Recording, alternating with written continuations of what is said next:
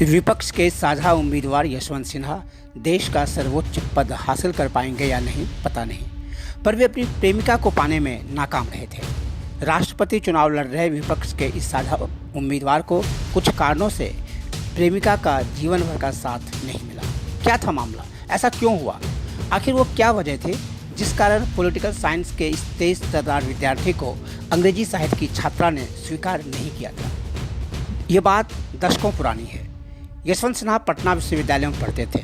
Political science के तेज तर्रार post graduate student, शानदार speaker और एक अच्छे एथलीट के रूप में अपनी खास पहचान बना चुके थे। लड़कियां उन पर मरती थी, लेकिन खुद यशवंत सिन्हा मरते थे अंग्रेजी विभाग की मीनाक्षी मुखर्जी पर। मीनाक्षी मुखर्जी से उनकी अच्छी दोस्ती हो गई थी। यशवंत सिन्हा की शुरुआती पढ़ाई हिंदी मीडियम में हुई। कॉलेज की पढ़ाई के लिए सिन्हा जब पटना यूनिवर्सिटी गए तो उनके सामने सबसे बड़ी चुनौती अंग्रेजी पर पकड़ बनाने की थी, क्योंकि यहाँ सभी विषय अंग्रेजी में ही पढ़ाए जाते थे।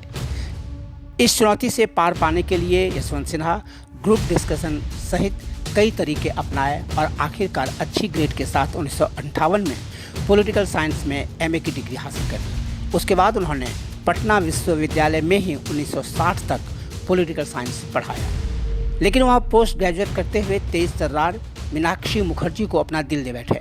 आखिरकार एक दिन सिन्हा लाइब्रेरी में इस बिहारी लड़के ने उस बंगाली लड़की से अपने दिल की बात कही। उन्होंने मीनाक्षी से पूछ लिया, क्या तुम मुझसे शादी करोगी? लेकिन मीनाक्षी मुखर्जी ने कहा, ये कैसे हो सकता है? आप बिहारी हैं और मैं बंगाली हूँ, इस बात को भूल जाइए। बाद में यही मीनाक्षी मुखर्जी जवाहरलाल नेहरू विश्वविद्यालय के स्कूल ऑफ लैंग्वेजेस की प्रमुख बनी। आज से लगभग 60 साल पहले बिहारी कायस्थ और बंगाली ब्राह्मण का विवाह सामान्य नहीं था। अब पटना ही नहीं, कलकत्ता विश्वविद्यालय में भी बिहारी बंगाली विवाह बहुत बड़ी बात नहीं मानी जाती है। लेकिन उस समय यानी आज से 60 साल पहले बांग्ला पुनर्जागरण के बावजूद अंतर्जातीय विवाह बिहारी ही नहीं बंगाली समाज में भी कम ही होते थे। मीनाक्षी मुखर्जी ने भले ही कहा हो भूल जाइए, लेकिन प्रेम को भूलना आसान नहीं होता है, और यशवंत सिन्हा के लिए भी ये आसान नहीं था। वे लुटे पिटे आशिक की तरह कई महीनों तक चुपचाप गुमसुम रहे। लेकिन ज़िंदगी का नाम चलना ही है, ये चलती ही रहती है। सिन्हा साहब को भी ज़िंदगी के रास्ते पर चलना पड़ा। उन्होंने पॉलिटिकल साइंस में एमए किया, वहाँ पढ़ाया और आईएएस जैसी कठिन परीक्षा भी पास की। वे देश विदेश घूमते रहे, केंद्र सरकार में विभिन्न पदों पर काम करते रहे। समय बदला, उन्होंने नौकरी छोड़ी, राजनीति में आ गए।